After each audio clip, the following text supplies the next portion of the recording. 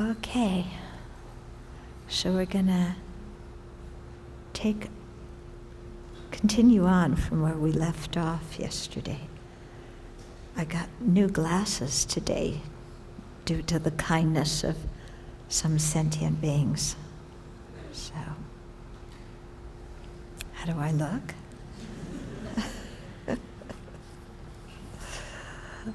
Okay, so we finished verse 65, right? We're on verse 66 tonight. So this, what we're doing now is starting this section that is called Stopping Anger Through Fortitude that is indifferent to harm. Okay? So learning how to become indifferent to being harmed, which sure would be nice, wouldn't it? Yeah, somebody helps me, okay. Somebody harms me, okay. That would give us so much freedom. Okay, so verse 66 says, since embodied creatures are injured by both animate beings and inanimate objects, why only bear malice to the animate? It follows that I should patiently accept all harm. Okay, so we embodied beings, we're injured by both animate beings, other human beings, animals, and also by inanimate objects, sticks and stones and cars and thorns and rocks or whatever, okay? So why, when we're injured, do we only bear malice towards animate beings, towards other living beings? If we're equally harmed by inanimate objects, why don't we get angry at them? Okay, well, somebody might say, it's very clear, Shantideva wrote this before the era of computers, because I get furious at my computer when it doesn't work. Do you get as mad at your computer as you do at human beings? Do you? Sometimes. When I was in college, I worked my way through college working on a psychological research project, and we had to measure people's depth perception and responses, and we were working with one machine. And sometimes it didn't work very well, and we discovered if you kicked it, it would work better. So I don't know, maybe Shantideva has never had an experience with a machine. Sometimes we do get mad at inanimate things, but mostly with animate things, with other people, okay? So he says, why bear malice to just the animate? It follows that I should patiently accept all harm. Okay? So harm done to me, harm done to my relatives, no matter whether it's by an object or a person. That humming is back. Do you want to try and do something with it? That's an inanimate object.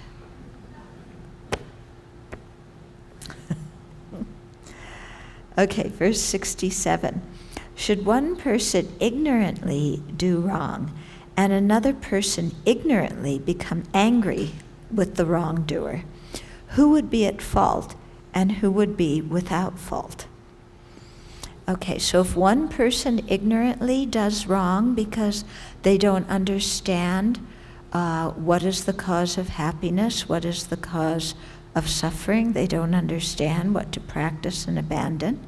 So if one person ignorantly does wrong, and another person ignorantly becomes angry at them for doing whatever they did, then who's really at fault? Because both people are equally ignorant. So who is with fault and who is without fault? So in other words, if somebody else harms us or harms a dear one, when somebody harms others like this, it's because they don't understand the law of cause and effect. So they're ignorant. At that particular moment, they don't understand cause and effect. Because if they did, they wouldn't be acting in a harmful way. So they don't understand. But then if we get mad at them for whatever it is they did, then we're just as ignorant, aren't we? Because we're equally not understanding cause and effect, because if we did, we wouldn't get mad. Because we'd realize that it was non-virtuous. Okay? So this is a good question, when somebody does something and to us and we're getting mad, just sit there and say, if I get mad at them, then there's really no difference between me and them, because we're all equally ignorant. Yeah, well, okay, maybe I won't get mad. Okay, verse 68. Why did I previously commit those actions because of which others now cause me harm? Since everything is related to my actions, why should I bear malice towards these enemies? Okay, so this is, we talked about this the last 2 nights, that when we experience unpleasant events, when others harm us, it's due to our own negative actions that we created under the influence of the self-centeredness in a previous life. So here, somebody's harming us, and we say to ourselves, why did I previously commit those actions because of which these people are now harming me? Because if I hadn't had created these actions in a previous life, I wouldn't be receiving this harm now. Okay, so if that's the case, why should I be mad at the people who are harming me if the karmic cause for my receiving harm is my own actions? There's no reason to be mad at anybody else. Okay? Personally speaking, I find this way of thinking very, very helpful, because my mind always likes to blame somebody else, I'm unhappy, he did it. I'm unhappy, she did it. And here, there's nobody to blame, because the basic cause was my own mistake in a previous life. Yeah, so rather than get mad at somebody else and create more negativity, better just to bear, what small suffering or inconvenience I'm experiencing right now. Because if I can bear it, then that karma ripens, it's finished, I don't create any more negative karma, so then everything stops there. Whereas if somebody harms me and I get angry, then we get embroiled in another, drama between us. We both create a lot of negative karma. And then, again, in the next life, we're going to fight some more, and the life after that, so let's just put an end to it. Then 69, when I have seen this to be so, I should strive for what is meritorious in order to certainly bring about loving thoughts between all. So, when I have seen this to be so, that everything is dependent on my own actions, in other words, my own karma, then I should strive to do what is meritorious, what is virtuous. In other words, actions done with a kind motivation, with wisdom, with generosity, with fortitude, and to do those actions with the thought to bring about loving thoughts among all people. Okay? So instead of going to work thinking, how can I'm jealous of that person. How can I stir up a little bit of trouble for that person? Instead of going to work with that kind of thought, go to work with the idea, how can I create harmony in my workplace? Yeah. And just one person can do a lot to create harmony in the workplace, just as one person can do a lot to create disharmony. Yeah, so don't undermine the power of what you can do as one individual. Okay, so for example, if there's a lot of gossip going around at your workplace, and you're with some people and they're, criticizing somebody, you can just say it straight, I don't feel comfortable talking about another person who isn't here in this way. Yeah, you're not blaming the other people who are doing it, you're just stating how you feel. I don't feel comfortable talking about others this way. Please excuse me.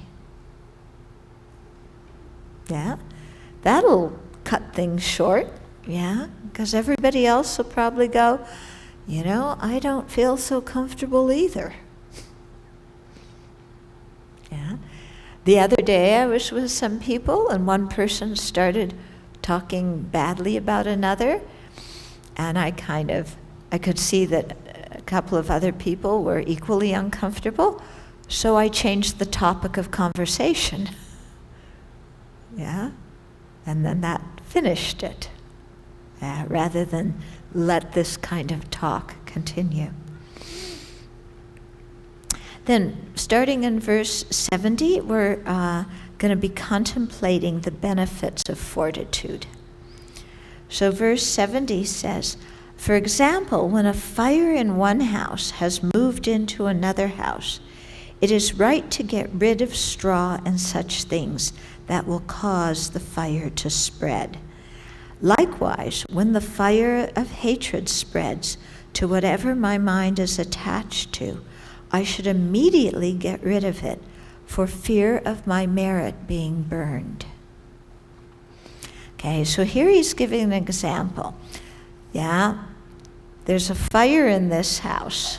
Yeah, the fire is on the verge of moving over to the second house, to the neighbor's house. If you see that that's going to happen, that the fire spread, then you take out all the flammable items in the second house to prevent the fire from spreading there.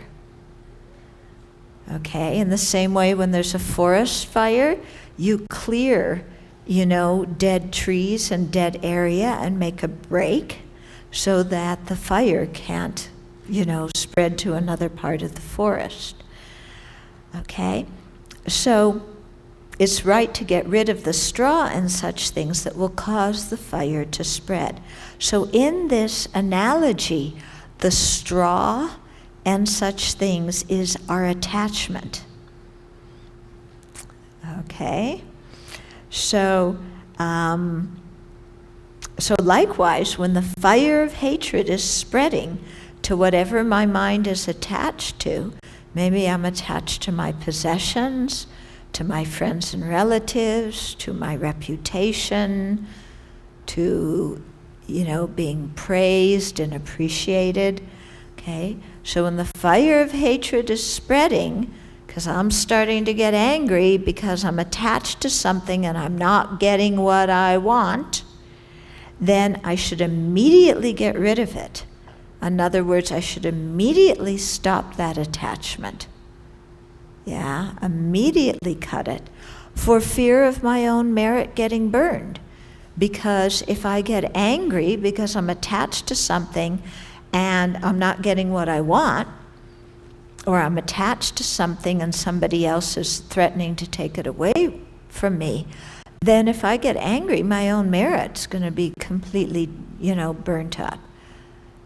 So rather than that, let's just cut the attachment. Okay, so then we'll go on to verse 72. So, Joe Blow. Remember Joe Blow from last night? He would make certain remarks. So he just listened to what this said, kind of cut the attachment to friends and relatives, or create some space between us and friends and relatives if we're very attached to them and we're going to get angry on account of that attachment. Then Joe Blow says, but if I'm separated from my friends and relatives, I'm going to suffer. In other words, I don't want to stop my attachment. Yeah, because if I separate from my friends and relatives, I'm going to be miserable.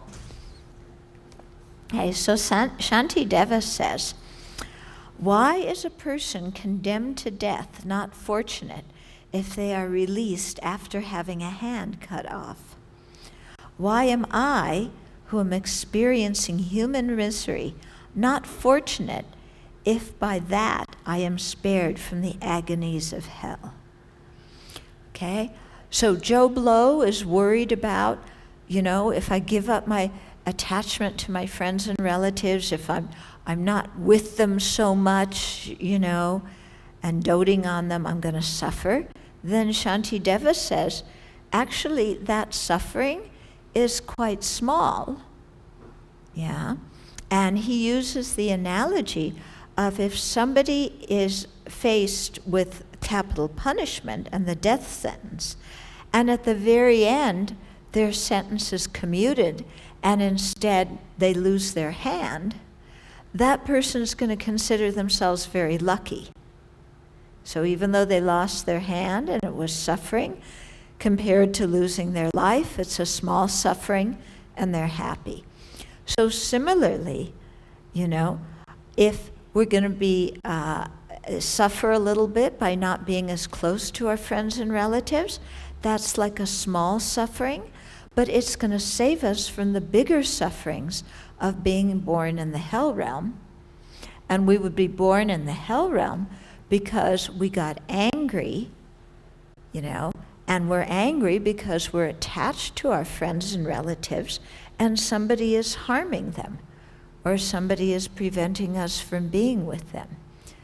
Okay, so Shantideva is saying, the suffering of being separated from your relatives is really pretty small compared to the suffering of having an unfortunate rebirth. Okay, then with verse 73, we're going to be, so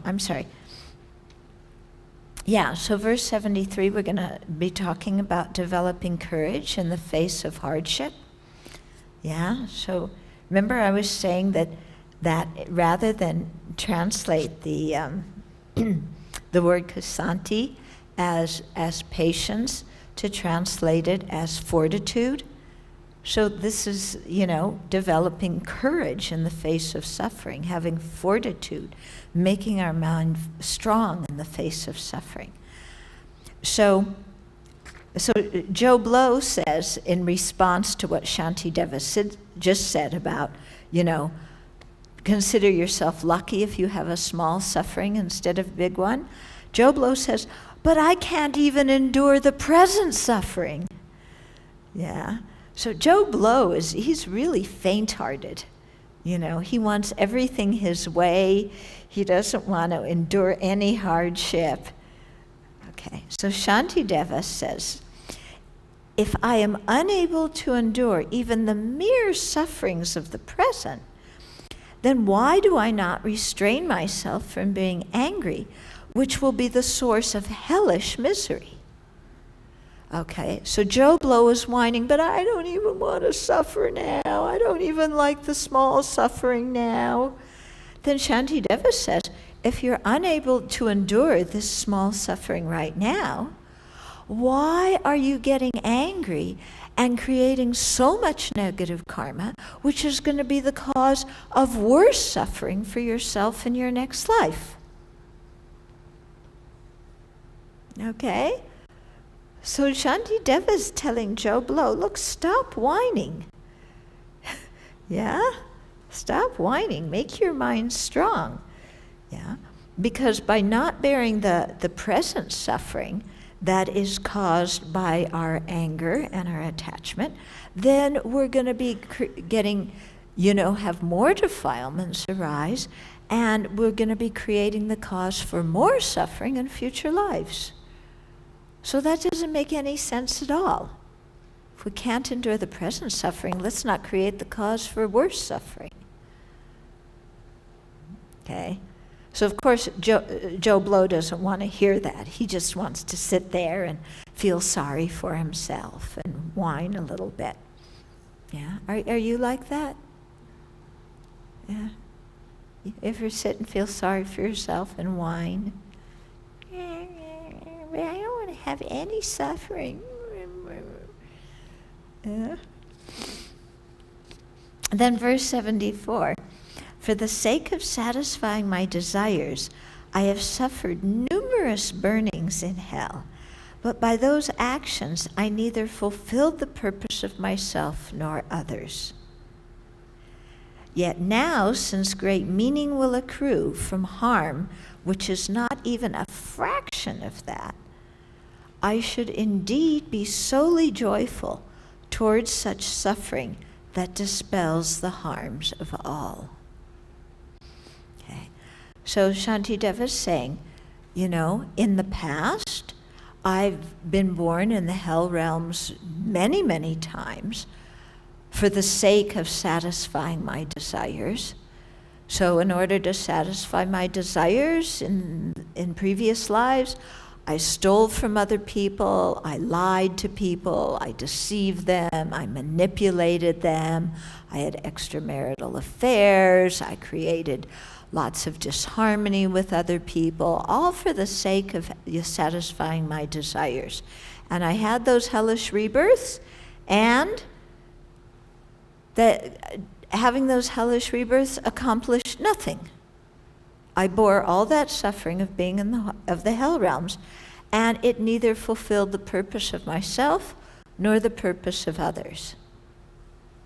There was no great meaning attained by being born in the lower realms. Okay? But since great meaning will accrue from harm, which is not even a fraction of that. In other words, if I bear the suffering right now, from being separated from my friends and relatives, or, applying the antidotes to my attachment, if I'm able to bear that slight unpleasantness right now, then actually great meaning is going to accrue.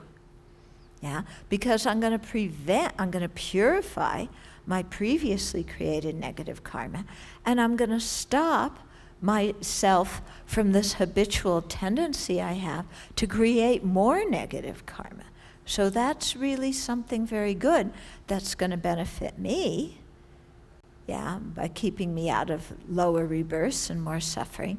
And it's going to benefit others because I'm going to be developing fortitude and a strong mind that can really work for the benefit of others. Okay? So he says, I should indeed be solely joyful towards such suffering that dispels the harm of all. Okay? So bearing hardship in order to accomplish others' welfare has great meaning and purpose. So if we're practicing the Bodhisattva path, and in order to keep our precepts, we, sometimes it's hard and we suffer a bit. It has great meaning and purpose because keeping our precepts purifies negative karma and creates so much virtue.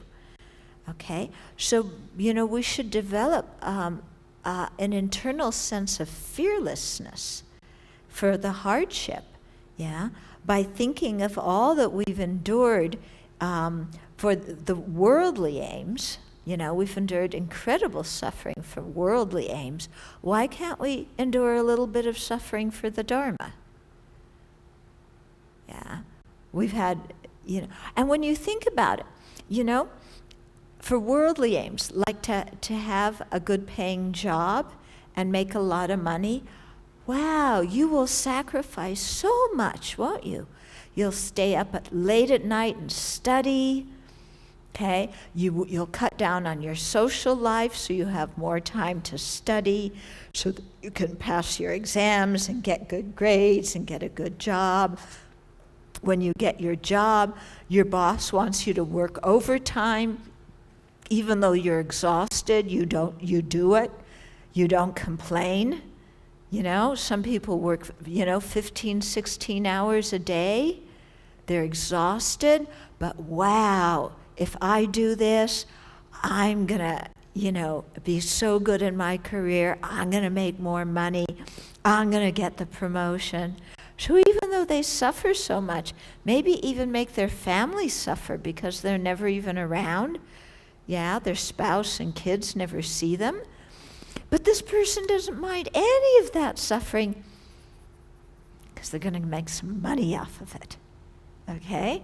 So if we're willing to put up with all this kind of suffering for worldly aim, which comes and goes and isn't even worth very much, then when we're practicing the Bodhisattva path, or when we're engaging in Bodhisattva deeds to directly benefit others, we should be equally fearless and equally able to bear hardship. Okay? So just as you gave up sleep, to pass your exams and do more hours of overtime, then you'll make sure you get up in the morning to do your practice. Yeah, just as you went to work even when you didn't feel well because you wanted to make money, you'll do your Dharma practice even though you don't feel well. Yeah. Sometimes we're really such babies. Yeah, it's totally amazing because we will go through so much. We'll endure so much for worldly things. But for the Dharma, we're totally like a baby, It's like, oh, I don't want to wake up 10 minutes earlier to meditate. I'm too tired, I don't want to abstain from telling a lie, because if I lie, I'm going to get another $100, because I'm going to deceive somebody. It's too hard for me not to tell a lie. We're really such babies for something that is for our own benefit and for the benefit of others. We can't endure a little bit of suffering. Yeah, I mean, you can see this in the evening. Yeah.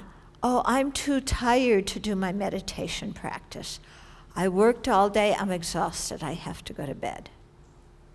But then if somebody comes in and they're going to play a video, oh, I'll stay awake and watch the video with you. I'm not too tired for that. True or not true? True. Yeah. Oh, there's a meditation retreat this weekend. I know I should go, but I'm really very busy. I have to do the laundry, and I have to clean the house, and I want to spend some time with my family. I have no time to do this meditation retreat over the weekend. But then one of your friends comes and asks you, like to go to Genting Highlands for the weekend, or go to Sentosa, or go gambling, somewhere in Indonesia. Oh yeah, when can we go? I'm totally free this weekend. Yeah? We're a little bit screwy, aren't we? Okay, so Shantideva says, I should indeed be solely joyful towards such suffering that dispels the harm of all. Okay? Then verse 76 is going to be stopping anger at the good done to our enemies. So sometimes we don't like somebody, or we're competing with them. We want to get the better of them, or they've harmed us, so we really don't like them. So some situation where we're angry or we're jealous. Okay, that's what the next verses are going to be about. So Shantideva says, should someone else find joyous happiness in praising my enemy as an excellent person, why, mind, do you not praise them too, and likewise make yourself happy? Okay, so you're sitting here, and somebody comes along, and you have an enemy, somebody that you really don't like, and somebody else comes along and starts praising your enemy. oh, that person's so kind, that person's so intelligent, look what they did, they're really successful. And you're going,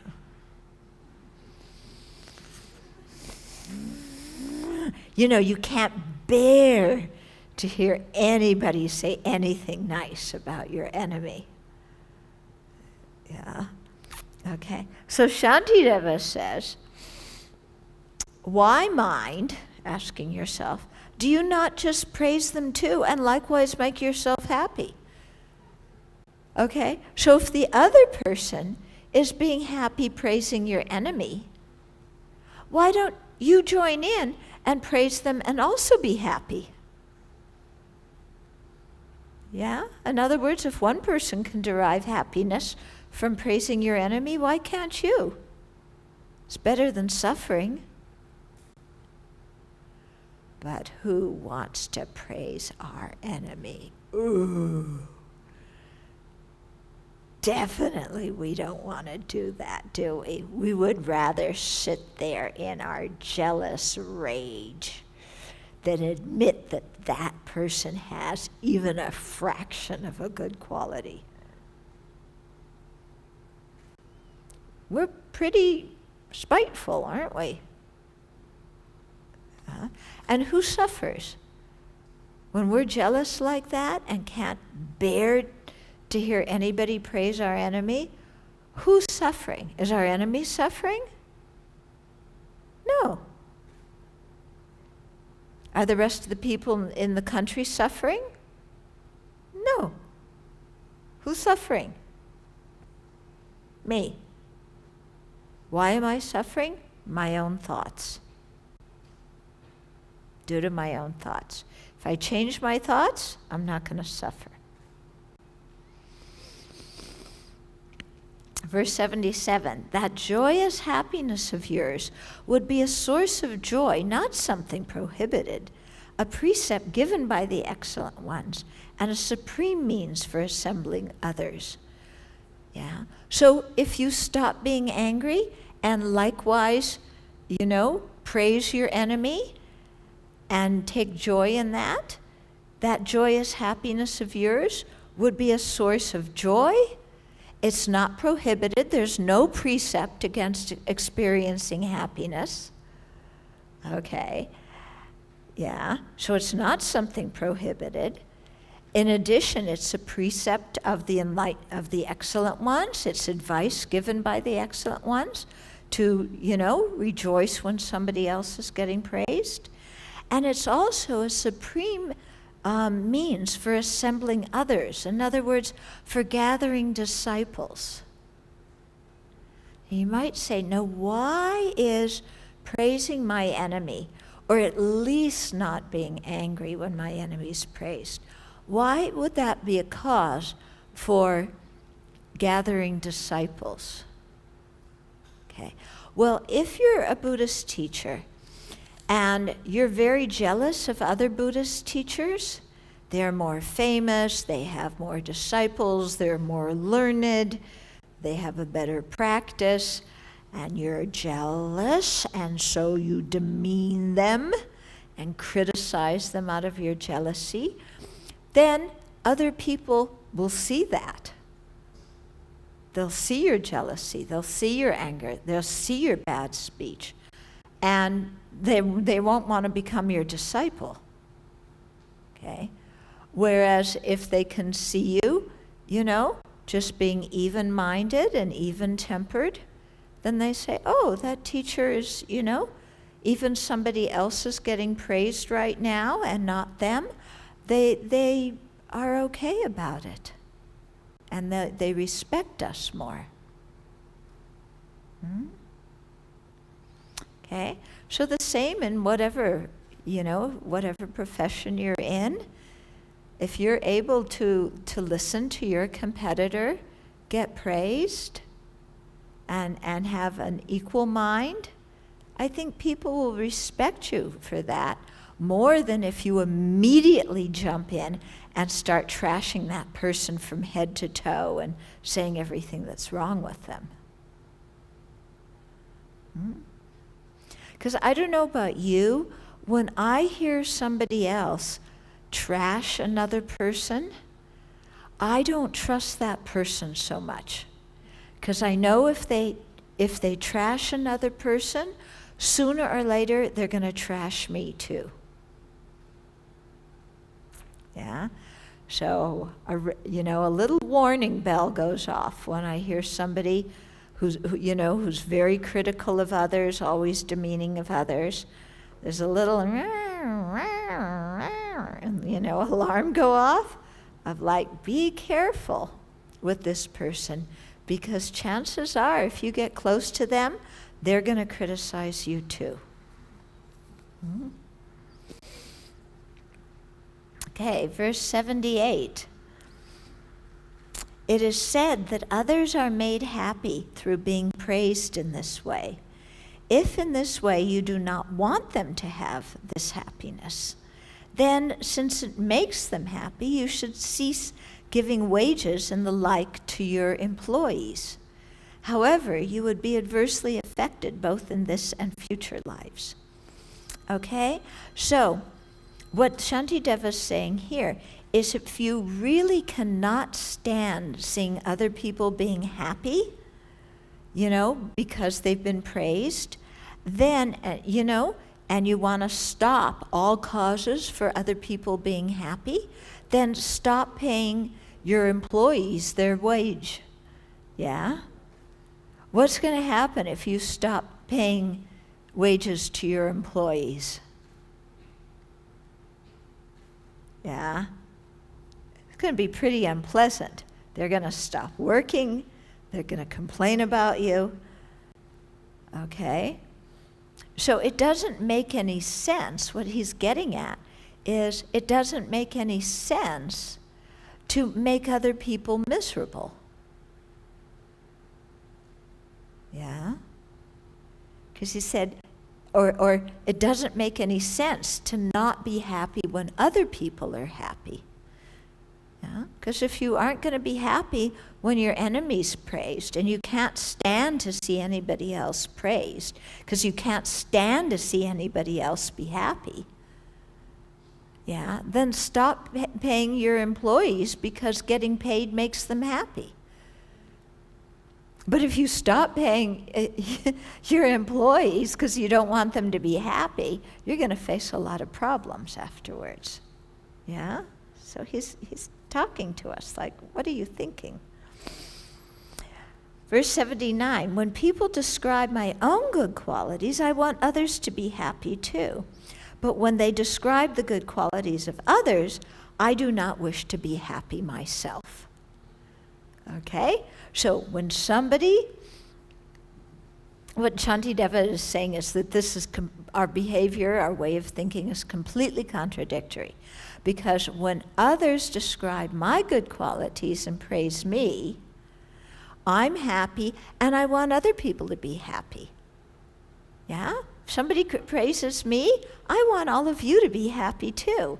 I want all of you to go, oh yeah, she really is that really good person. I'm so happy people are praising her.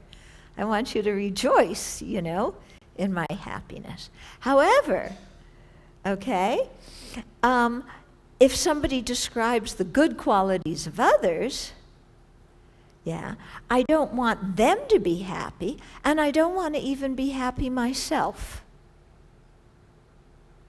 Okay, so it's completely contradictory. If I want other people to be happy when I'm praised, then I should be happy when other people are praised. But I'm not. Yeah, I'm miserable myself, plus I want them to be miserable too. Because they don't deserve that praise. I do. Those people should be praising me, not him. He's some idiot that's deceiving them. He's a phony baloney. They should be praising me because I am the one who is so talented and learned and virtuous. Ha ha ha ha. Yeah? Okay. Then verse 80 is talking about when our enemy has happiness. Okay, so having generated the awakening mind, having generated bodhicitta through wishing all beings to be happy, why should I become angry if they find some happiness themselves? Okay, so I've generated bodhicitta because I've meditated on impartial love and compassion to all beings, wanting everybody to have happiness and its causes, wanting everybody to be free of suffering and its causes. Okay, so I've generated the awakening mind and had, really wished other people to be free of suffering and to be happy. So now somebody is finding happiness. Why should I be miserable? Because this is what I've been aspiring for all the time, is for other beings to be happy. So here's my enemy experiencing some happiness, and I didn't even have to do anything to make them happy. I mean, I was completely lazy, and yet my wish of them being happy has come about. So why can't I feel happy about it? Yeah, because we're always saying, at the beginning of the talk tonight, we said, may all sentient beings have happiness in its causes. May all sentient beings be free of suffering in its causes. So here it is, it's coming about. My enemy's getting some little bit of worldly happiness that isn't going to last long and isn't worth very much. Yeah, so it's actually fulfilling what I've been praying for. So why am I so miserable? Yeah, good question, isn't it? Because I don't say, may all sentient beings except one have happiness in its causes. Or may all sentient beings, except everybody I don't like, be free of suffering in its causes. I don't say that. I want everybody to be happy. So this person is happy. I didn't even have to do anything. Why can't I rejoice at their happiness? Especially, it's some itty-bitty worldly happiness, like they get praised.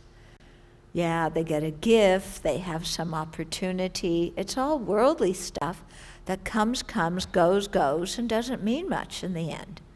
Why can't I be happy? Yeah, it'd be so nice if I just let myself be happy instead of being jealous and making myself so miserable. Verse 81. So this is talking about when our enemy receives some worldly gain. So Shantideva says, if I wish for all sentient beings to become Buddhas worshipped throughout the three realms, then why am I tormented when I see them receiving merely mundane respect? So I generated the bodhicitta. My heartfelt wish is for all sentient beings to become Buddhas who are worshipped throughout the three realms of samsara. That's what I want for all sentient beings. May you all become Buddhas, and then may all the sentient beings worship you and respect you because of your spiritual accomplishments.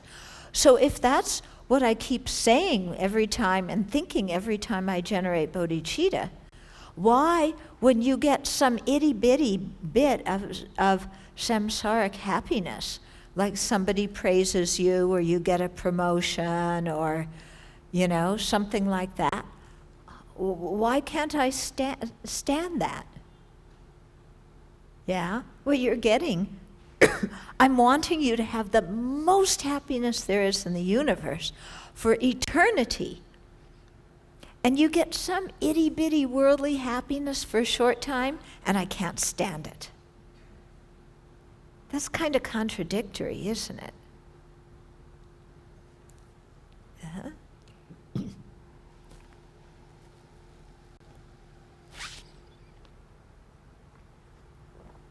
So at Christmas time, everybody goes, may there be goodwill on earth.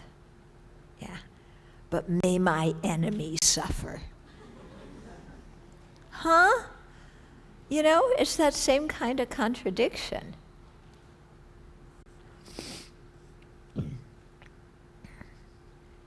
Okay, verse 82. If a relative for whom I am caring and to whom I must give many things should be able to find their own livelihood, wouldn't I be happy rather than angry? But if I do not wish for sentient beings to have even this, how can I wish for them to awaken? And where is there any bodhicitta in one who becomes angry when others receive things? Okay, so if I'm caring for a relative and, you know, I have to do many things for this relative and change their bedpan and cook for their meals and clean their house and so on. And if all of a sudden they recovered from their illness and they're able to make their own livelihood and take care of themselves, wouldn't I be happy rather than angry? Of course I'd be happy. I wouldn't be angry at them. So here's an enemy who's suffering, yeah, and they get some worldly happiness, which I've been wanting for them all along. Every time I say the four immeasurables, may all sentient beings have happiness and its causes. So shouldn't I want them to be happy and not be angry about it? Yeah. So if I can't even wish them this small amount of worldly happiness, yeah, like they get to go on vacation instead of me, yeah, or they get the promotion instead of me, or they get married instead of me, or whatever it is, you know? So if I can't wish for them just to have even this small worldly happiness, how am I ever going to wish for them to become fully awakened Buddhas? I'm not going to be able to. If I begrudge people even small little bits of happiness, how can I wish them to have the joy of you know, full awakening? And where is there any bodhicitta in someone who becomes angry when others receive things?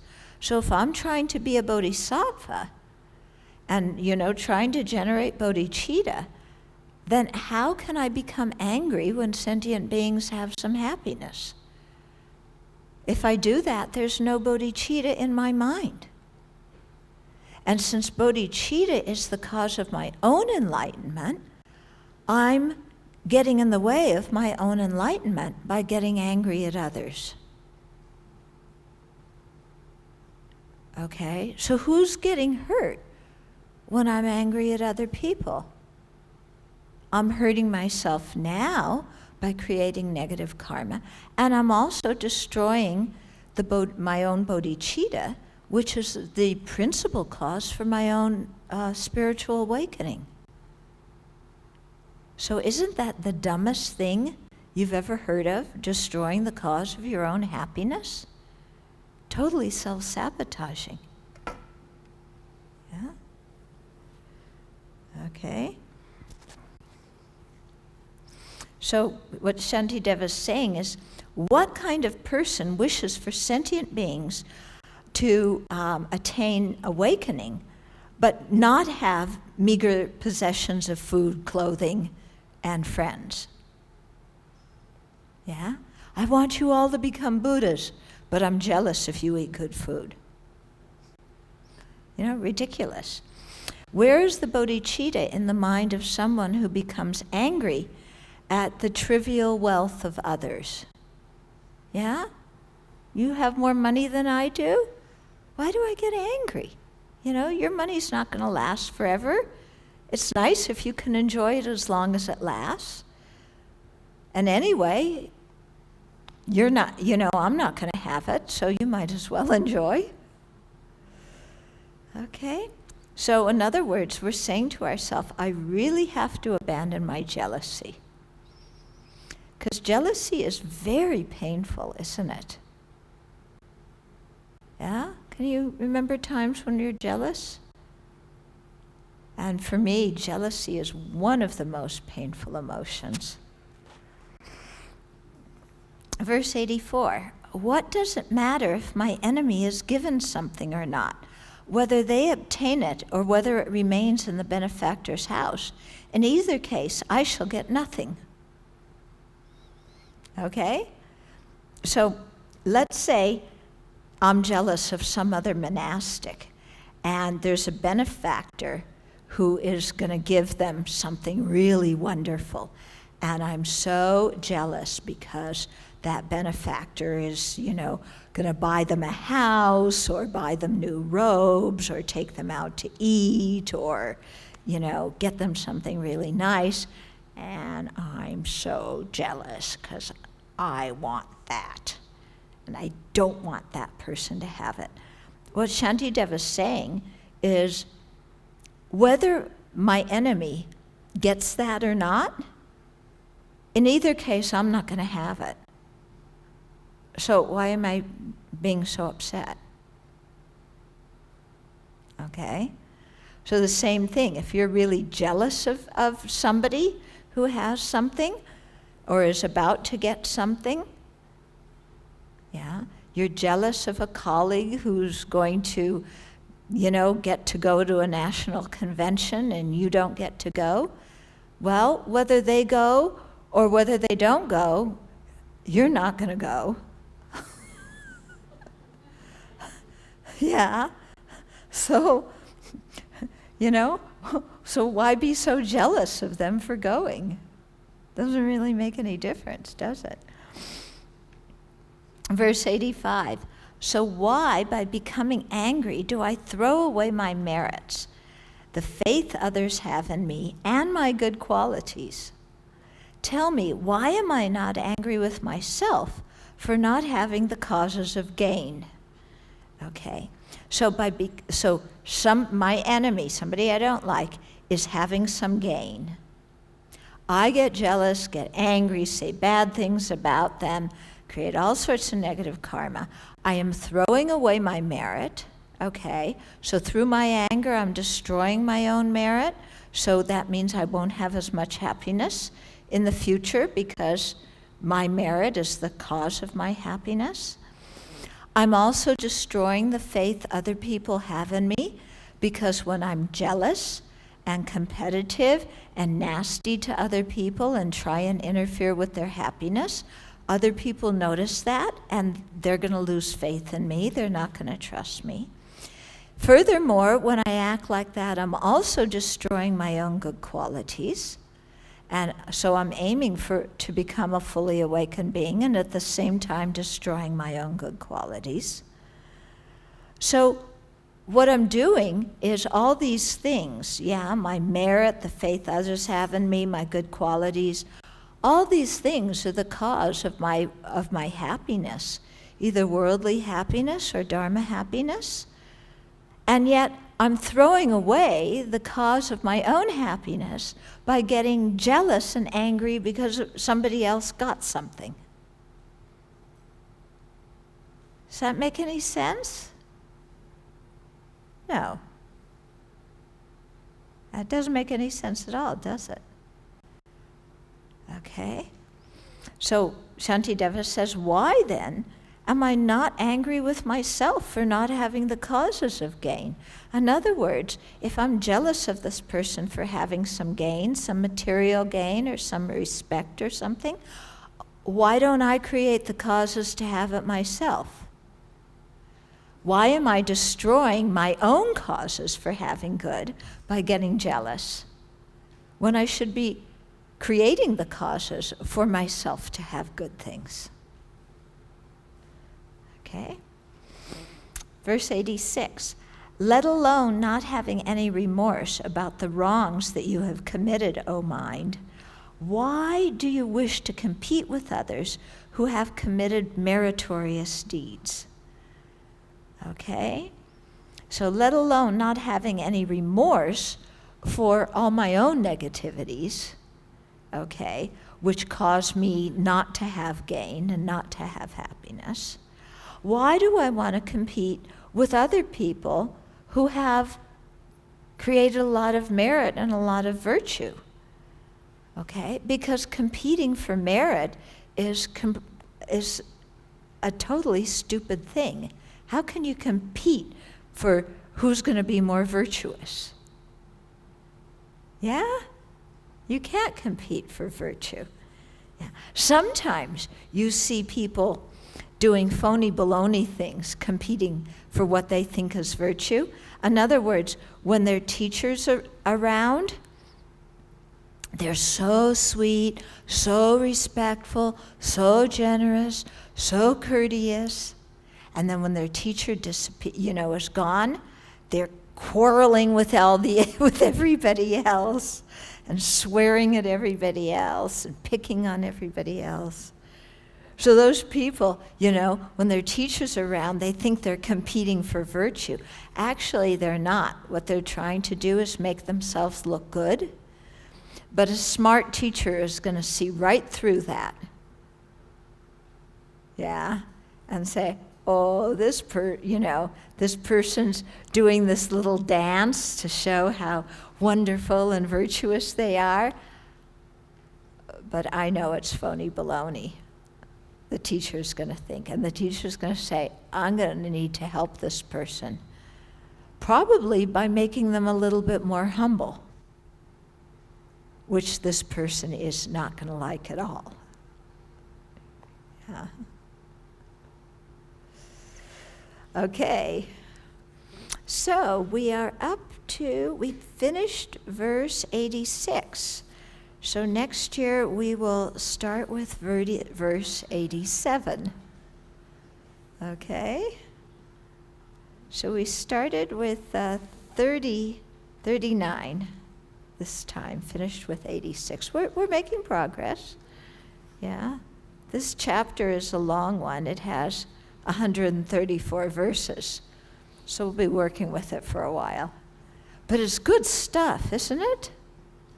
Really good stuff. So there's a lot to think about. So from now until we pick the text up again next year, really go through these verses, practice them, contemplate them, and see how, doing so helps you in your life. So there's a little time for questions if you want to ask something with the mic or write a question down.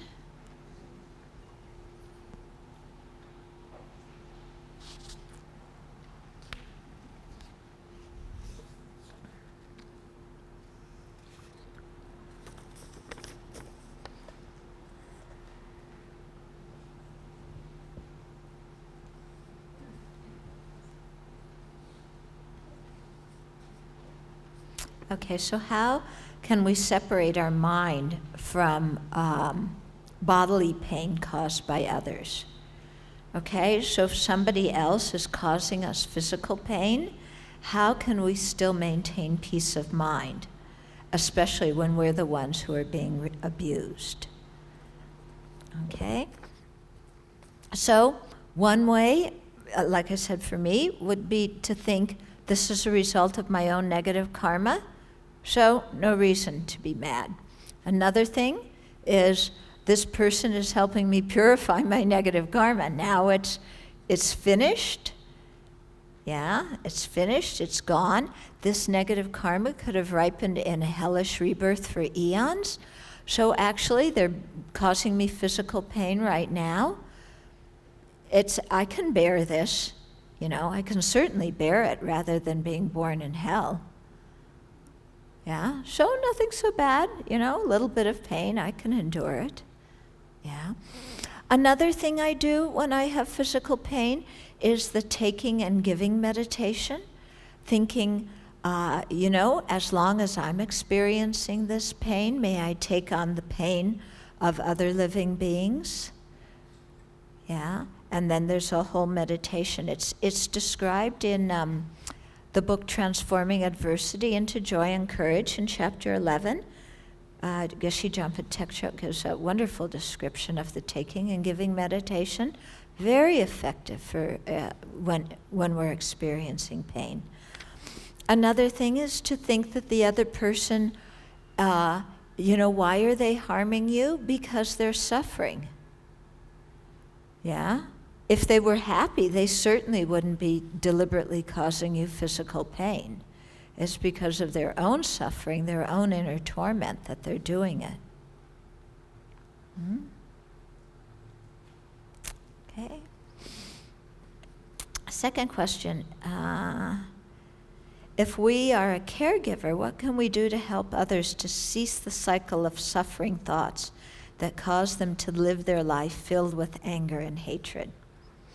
Okay, so maybe you're taking care of an elderly relative or even a young relative or a young friend, or maybe you're the hired caregiver of somebody who is quite angry and bitter. So how can you help them? Helping them in a Dharma way. You can leave a Dharma book lying around the house. Maybe they'll pick it up and read it, and it might help them. Also, sometimes if somebody is very angry and bitter, if you can listen to what they say and rephrase it in such a way so that you know what they feel and what they need, then that can often ease their anger. Because many times, especially I think with elderly people, they feel like nobody's listening to them. So they'll say the same thing again and again. They'll complain about the same thing again and again because they feel nobody's listening to them. Yeah. But if you say, dear, your feelings are really hurt because your old friend doesn't come to visit and you would really like some companionship, then, the old person goes, yeah, my feelings are hurt, and I do want some companionship from my old friends. So then they feel more understood.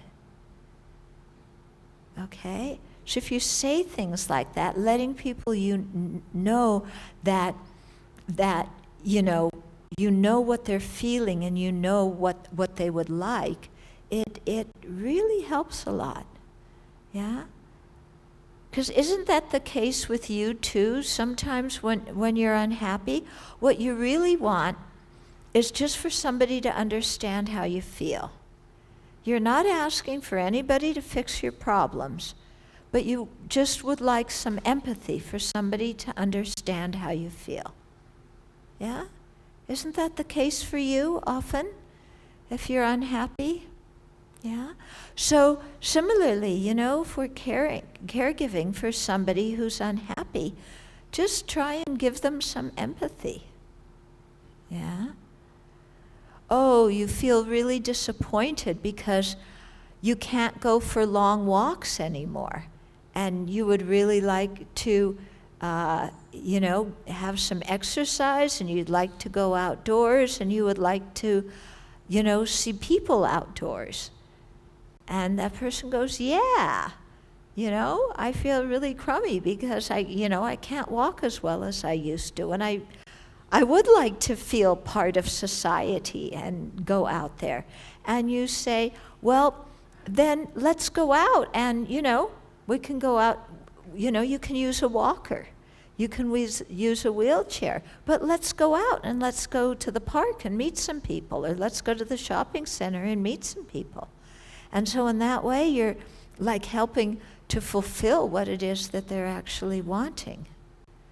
Instead of going, oh, here they go, complaining again, But really, often people complain because they're just wanting to know that somebody understands and empathizes with them.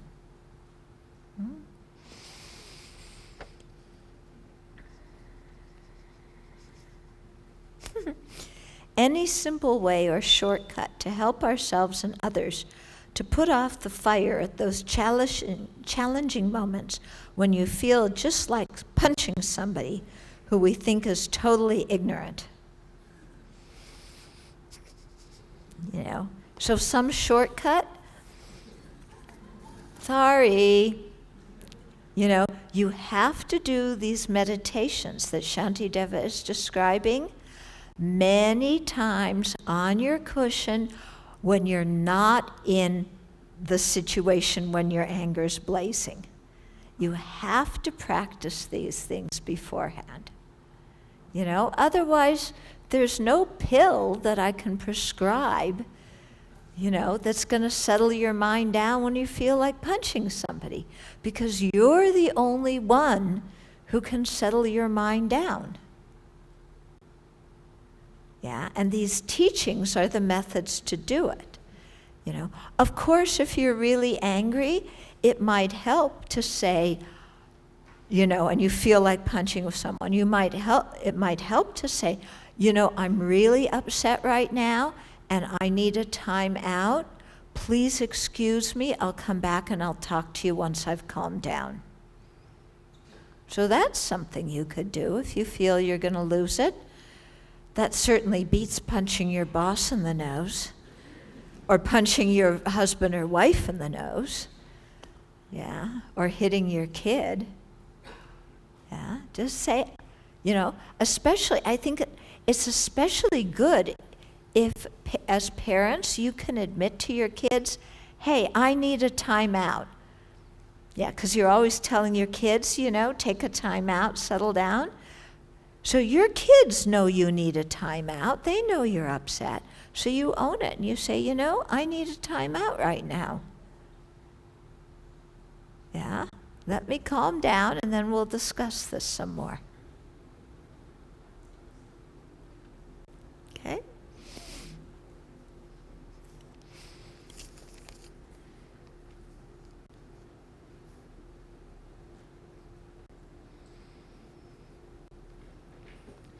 Okay, so just by getting angry and not acting it out physically or verbally with, I know that we're still burning our merit, but are we really creating negative karma? Okay, and what results will such negative karma produce? When we study the 10 negative actions, there's 3 of mind: coveting, ill will, wrong views, okay? So if this person says, just by getting angry and not acting it out physically and verbally without ill will, well, if there's no ill will, then you're probably not angry. Okay?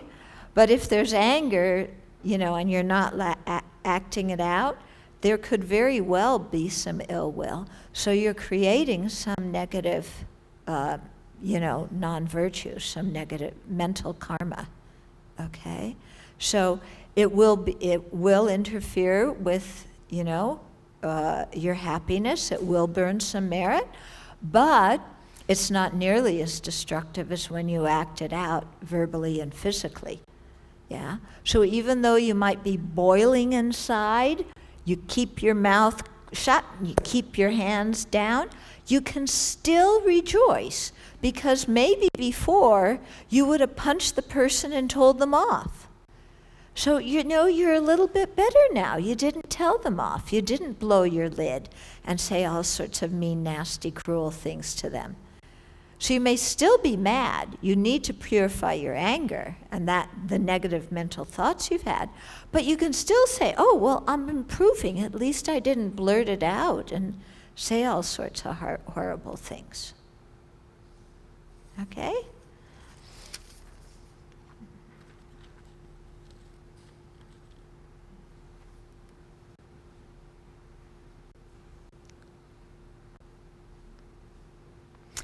Are there any such things as good lies? If your lies do not hurt anyone, but assuage their anger and calm their minds, not to mention that it may also curb your own anger at that person, would a lie be justified? And if it is a common occurrence at your work,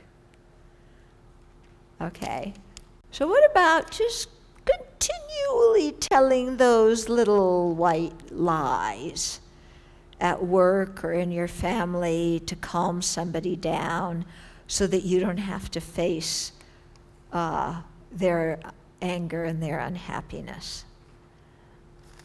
Is that okay? Well, first of all, what happens when they find out that you lied to them? Because people very often find out when we lie, don't they?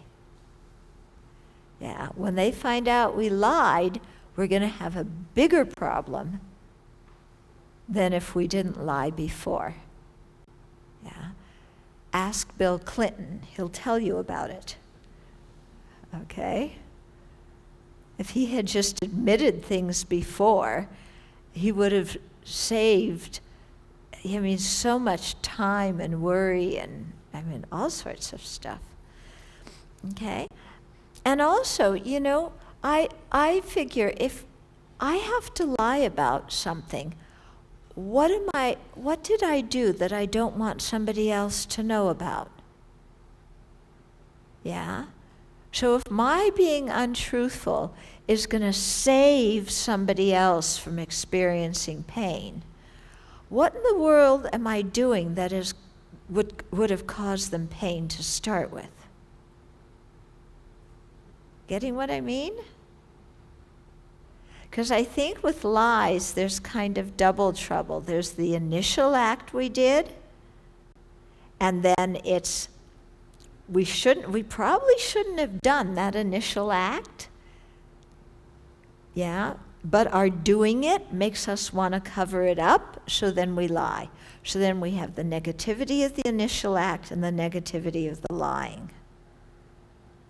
Yeah? So whenever I don't want people to know what I really did, I have to ask myself, why not? If I'm living honestly, if I'm living above the board, why am I trying to cover something up?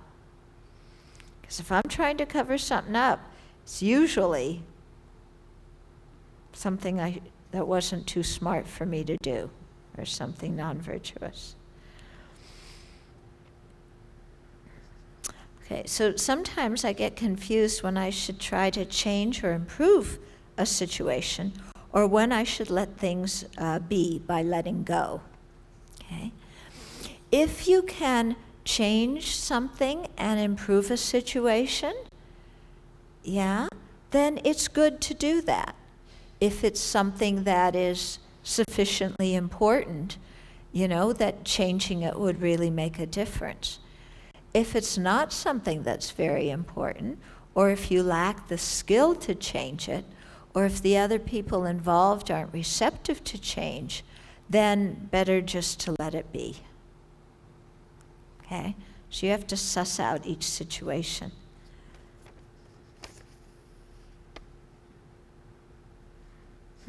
Is everything a projection of our own mind? If everything is a projection of our own mind, then what is virtuous or non-virtuous actions? Okay? It's not that don't think that nothing exists because it's a projection of our mind. Everything depends on our mind.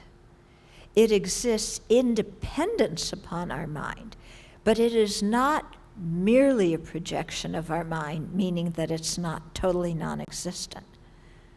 You can't say these flowers don't exist. The existence of the flowers depends on my mind, but that doesn't mean the flowers don't exist. Okay? So similarly, virtue and non-virtue exists because happiness and suffering exists. The cause of happiness, is said to be virtue. Whatever causes happiness, we call virtue. Whatever causes misery, we call non-virtue. Yeah? So happiness and suffering exist. They arise due to causes. So their causes, virtue and non-virtue, exist.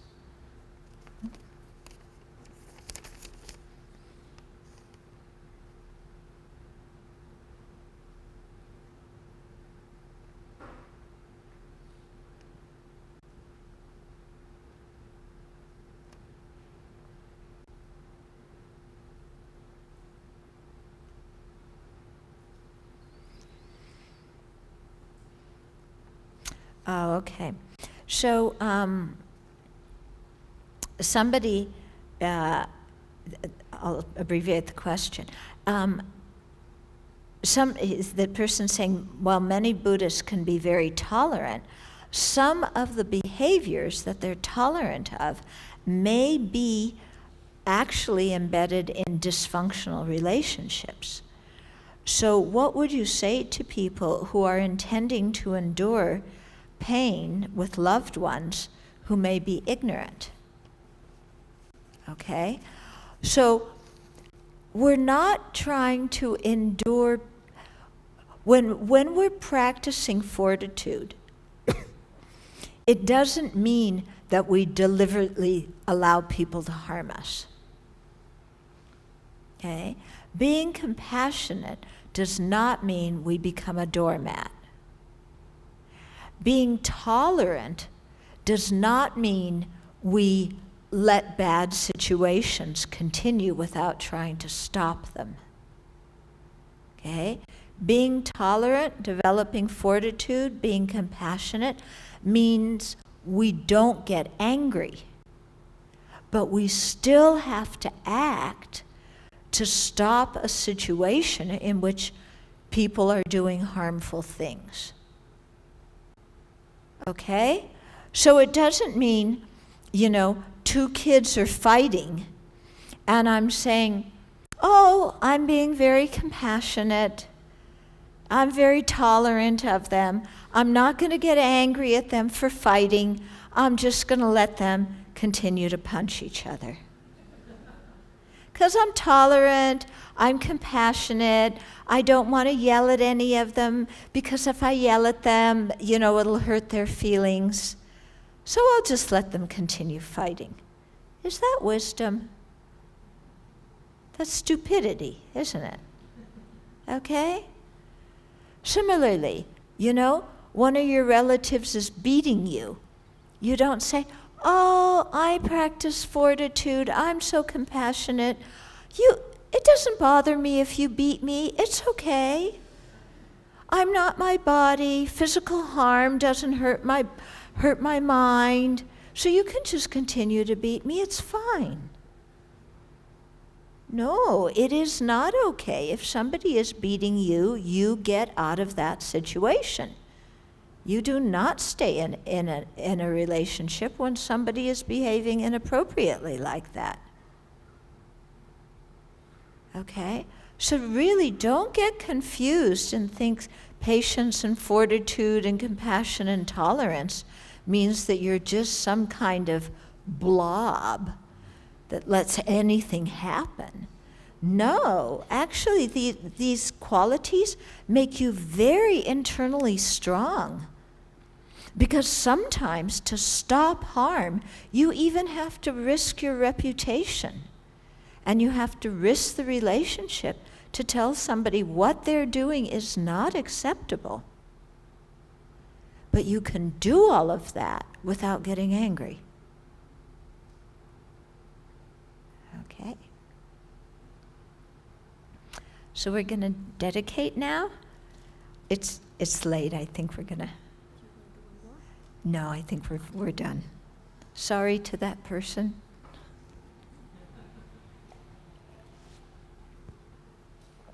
So we're going to dedicate, and we're going to. Is it up on the board? Okay. So let's hope I can remember it all. I don't have the text here. Okay, we're going to do the regular dedication, and then we at Sravasti Abbey, we have a way of dedicating the merit. These are some verses from Shantideva's text, chapter 10. Okay? So maybe, okay, let's hope I remember. Due to this merit, may we soon attain the awakened state of Guru Buddha, that we may be able to liberate all sentient beings from their suffering. May the precious Bodhi mind, not yet born, arise and grow. May that born have no decline, but increase forevermore. And then you'll pick up the melody, hopefully. May all beings everywhere, plagued by sufferings of body and mind, obtain an ocean of happiness and joy by virtue of my merit. May no living creature suffer, commit evil, or ever fall ill. May no one be afraid or belittled, with a mind weighed down by depression. May the blind see forms, and the deaf hear sounds. May those whose bodies are born with toil be restored on finding repose. May the named find food, the hungry find food. May the thirsty find water and other delicious drinks. May the poor find wealth, those weak with sorrow find joy. May the forlorn find hope, constant happiness and prosperity. May all the ill or injured quickly be freed from their ailments.